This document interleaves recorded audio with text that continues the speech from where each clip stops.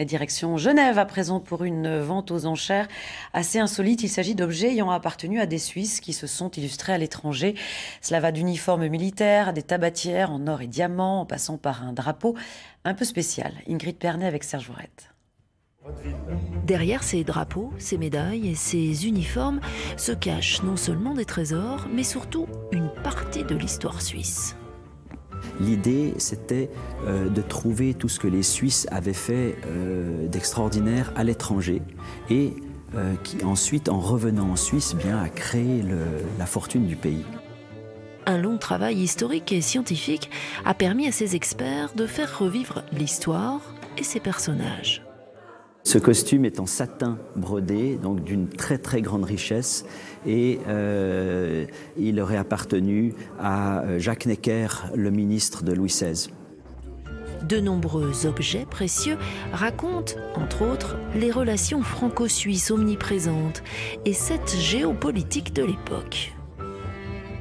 C'était pas tendance de donner de l'argent à un général. Donc, on donnait, par exemple, une tabatière comme celle-ci, où on avait des diamants montés de chaque côté qu'on pouvait dessertir et rendre pour de la monnaie. Une tabatière en or émaillée diamant en récompense de bons et loyaux services, estimés entre 40 000 et 65 000 euros.